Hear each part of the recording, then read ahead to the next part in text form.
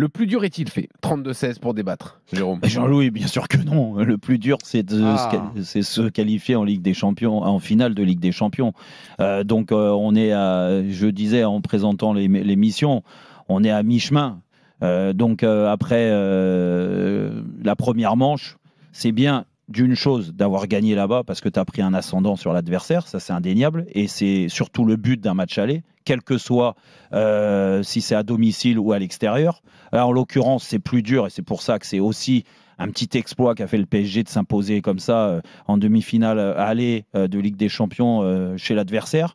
Mais il n'y a qu'un but d'écart. On connaît la formule, les retournements, des scénarios incroyables. Et on en a vécu beaucoup sur les dernières années, beaucoup plus qu'avant encore. Donc, c'est pour ça que je te dis, rien n'est gagné. Le plus dur, c'est toujours le prochain match. Et le prochain match... Rien n'est gagné, ok. Mais tu sors rassuré quand même de ce que tu as vu hier soir. C'est pour ça qu'à côté de ça... non, pas du tout. Non, mais à côté de ça, moi, je suis en désaccord avec toi, Steve. C'est que, et Dugas le disait en présentant aussi l'émission, c'est que le PSG a dégagé beaucoup de force, beaucoup de caractère, beaucoup de maîtrise.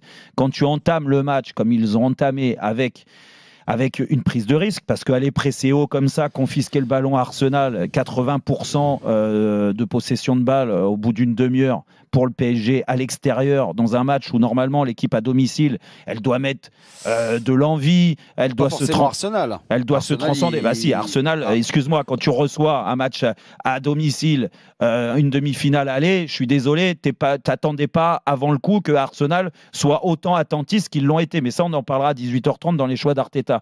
Mais pour revenir au PSG, moi, ce qui me rassure, c'est d'avoir eu autant de maîtrise. La capacité, par moment, à aussi subir, parce que y a des temps forts du côté d'Arsenal, de faire le dos rond et surtout de repartir du bon pied avec des changements et en ayant les meilleures occasions en fin de match, ça laisse présager quand même des bonnes choses sur le retour. Même si la réalité, c'est qu'on connaît pas encore. Et c'est ce qui fait le charme du foot, la capacité d'Arsenal à être plus fort. Moi, je suis déçu de leur match hier, mais certainement parce que le PSG a été fort et les a contrariés sur plein de points.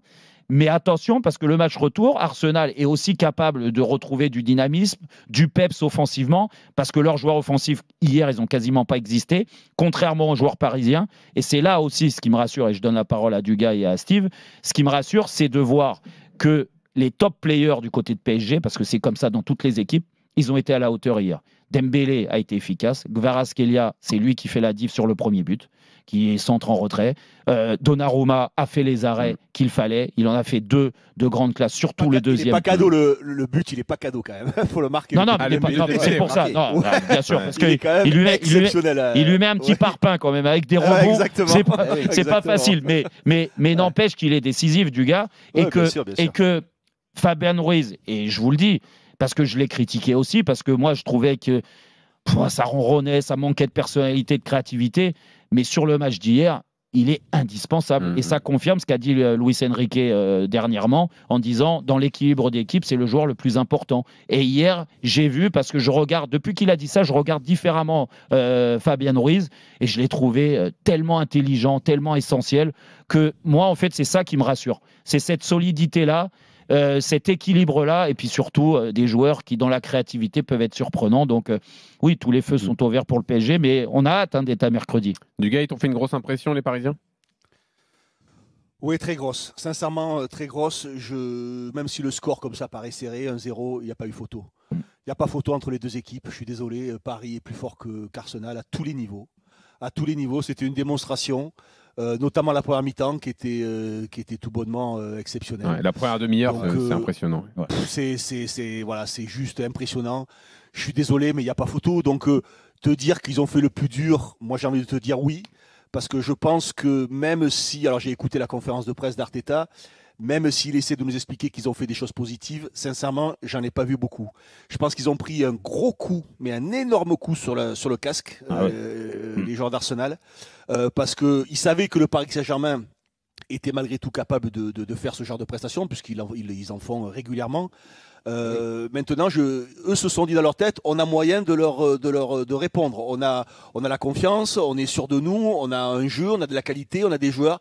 Et j'ai l'impression que toutes leurs certitudes, elles ont volé en éclats face à ce Paris Saint-Germain qui leur a donné une véritable leçon. Moi, je vais pas te dire que ça va être facile au match retour, bien évidemment, que Arsenal ne va pas baisser les bras. Mais sincèrement, la prestation là qui vient d'être faite, je pense qu'elle a un double ou un triple ou un quadruple pouvoir sur l'équipe adverse. Ouais. Parce que techniquement c'est plus fort, physiquement c'est plus fort, tout est plus fort. Je suis désolé, mais Arsenal, ils ont. Tu veux que je te dise un truc, Arsenal, ils ont joué. Moi, ce qui m'a impressionné, c'est que Paris a donné le tempo du match. Tout le match, c'est Paris qui donne le tempo et le rythme du match. Et ils ont décidé à un moment, en deuxième mi-temps, de donner un peu le ballon. T'as l'impression, moi c'est l'impression que j'ai eue, je me trompe peut-être. Ils ont décidé de donner un peu le ballon à Arsenal. Allez-y, faites-vous un peu plaisir. Et puis, en deuxième mi-temps, comme vous avez été incapable de l'utiliser correctement, on va vous remettre un coup en fin de deuxième mi-temps et sortir un peu plus avec les changements. Et puis peut-être qu'on aurait pu marquer le deuxième. Ils l'ont pas fait, c'est peut-être l'erreur et ce dont va parler Steve. Ok, peut-être que ça, c'est un péché d'orgueil, peut-être qu'ils n'ont pas poussé assez loin. Peut-être et sûrement, je sais pas. Mais ils donnent le tempo du match. Je suis désolé, ils ont donné des miettes à Arsenal qui n'a pas su les utiliser parce que c'était, comme l'a dit Jérôme, et on en reparlera tout à l'heure, un très très faible Arsenal. Très faible Arsenal. Alors, il y a plein de raisons et on essaiera d'en parler et de les expliquer. Certainement, le talent et le talent du Paris Saint-Germain y a fait que, mais il n'y a pas que ça aussi. Donc voilà, bravo à Paris. Une nouvelle fois, Paris était au pied d'une montagne.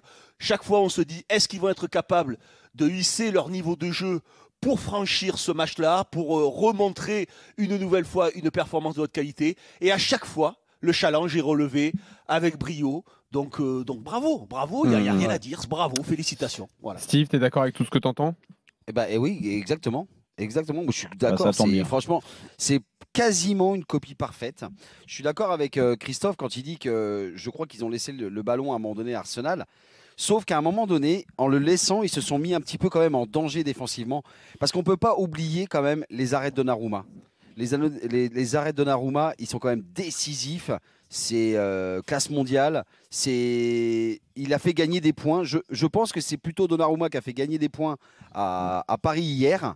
Parce que sinon, ça aurait pu être une déception d'avoir une possession de balle incroyable. Comme tu disais, Jérôme, plus de 80%, je crois, en à peine 30 minutes. On les voit étouffés.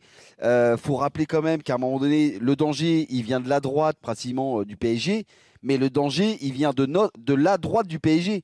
Parce que tu regardes, Hakimi, alors c'est bien, il monte. Mais à un moment donné, ça vient aussi de son côté. Et il faudrait aussi qu'il se mette aussi un petit peu plus à défendre. En tout cas, plus agressif, même s'il fait pas trop mal quand même. Moi, je trouve que c'est intéressant. Franchement, c'est top ce qu'ils font. Le regret, c'est les occasions ratées en fin de match. Alors, c'est les occasions ratées en fin de match. Parce que c'est là. C'est pour ça que je te dis qu'en fait, ils n'ont pas fait le plus dur. Parce que si honnêtement, ils avaient marqué ce deuxième but, alors déjà qu'ils leur ont mis la tête sous l'eau, mais alors là, tu les vois même pas au match retour presque, je pense.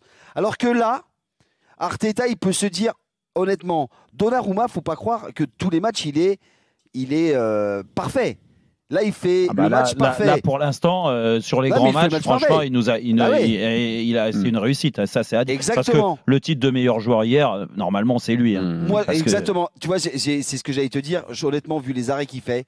Donc, ça veut dire que les arrêts décisifs qu'ils font, ça veut dire que le PSG, quand à un moment donné, laisse le ballon à Arsenal, et il leur manque comme quelques joueurs quand même, qui sont quand même assez importants dans le milieu de terrain. Honnêtement, je me dis, il va falloir marquer très rapidement au match retour parce que honnêtement, tu peux te mettre le feu avec une équipe comme Arsenal. Même si je suis complètement d'accord avec Dugas, le PSG est vraiment, mais vraiment au-dessus d'Arsenal.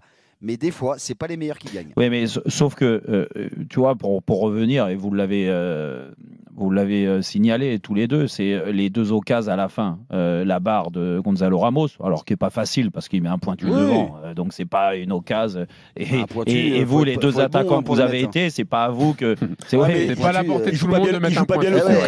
Il joue pas bien le coup quand même parce que sa conduite de balle, elle est moyenne. Et c'est à cause de sa conduite de balle qu'il se retrouve à mettre un point. Qui se retrouve bloqué. Voilà, il joue. Bon, après, il vient de rentrer et tout. C'est pas facile. Tu sais très bien, Dugas, le pointu, ça doit être une volonté. Le pointu, ça doit être une volonté.